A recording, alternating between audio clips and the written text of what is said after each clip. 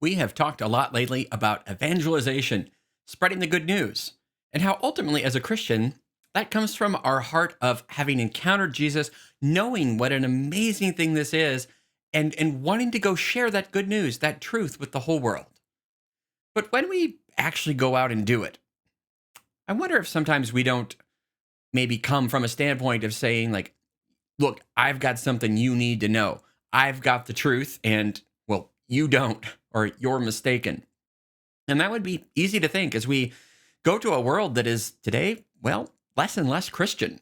We go and we find people that sometimes maybe they've heard of Jesus or maybe they think they know Jesus. But oftentimes today, we find people who really don't have any faith at all or even declare themselves to be atheist. It would be easy for us to look at the way society has kind of fallen apart and become less and less religious and think that our mission as evangelists is to go out and right the wrongs.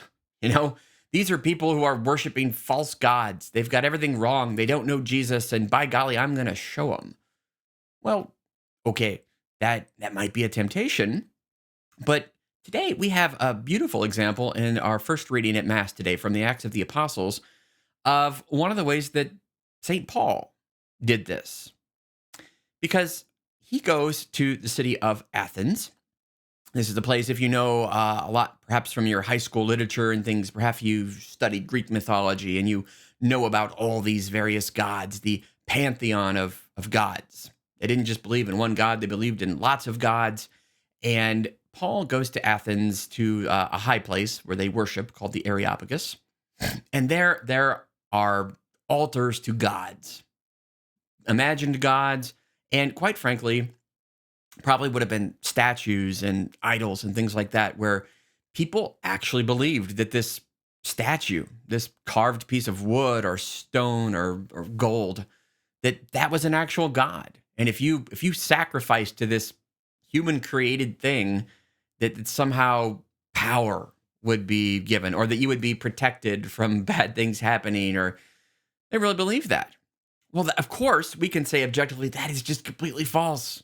And even the psalmists say this. You know, they make gods to themselves of human making. They have lips, but they cannot speak. They have ears, but they cannot hear.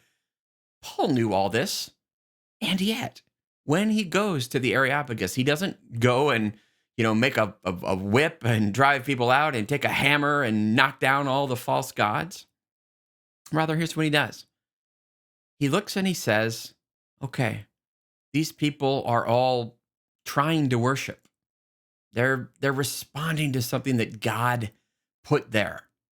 In every person, what we can say without doubt is that this person is created by God, and the desire to worship, to acknowledge a power higher than ourselves, higher than this world, that is put there by the true God. So here's what Paul does. He says, that's true. I can work with that. So instead of, smashing all the idols and getting upset because they're false, he says, okay, you Athenians, I can see that you are very religious people. And that's true. They're trying to worship. Paul says, I can work with that. But then here's the key moment. He says, I see over here that amongst all your gods that you're worshiping, you've also got an altar that is inscribed to an unknown God. Paul says, okay, let me tell you about him. This unknown God that you're worshiping, I can tell you about him. Now, in truth, they put up that altar because, we believe in so many gods, we don't want to leave one out. And, you forget the god of the harvest or something, and you have a bad harvest. That's why that altar's there. But Paul says, okay, I can work with that. And so he uses that gift of God, the desire to know God that is in every human heart. He says, all right, you've got it a little bit right, a lot wrong. Okay, you're worshiping things that are not true. Well, let me tell you what is true.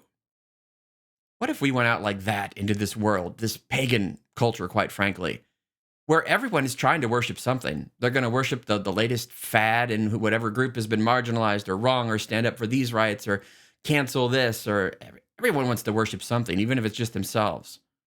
Can we go out and into this chaos of error and desperate longing for something to worship? maybe we can go out positively and say, all right, this unknown God that you are so desperately trying to find, even though you don't know it, I can tell you about him. I can tell you about this unknown God. So let that be our positive spin on evangelization today. Go to a culture that largely does not know God, see it as a good thing, an opportunity. It's not you. God's already put the grace there to seek him. You just have to go out and proclaim to a culture an unknown God. Go tell people about him. You might just find people want to worship the true God. And God bless you.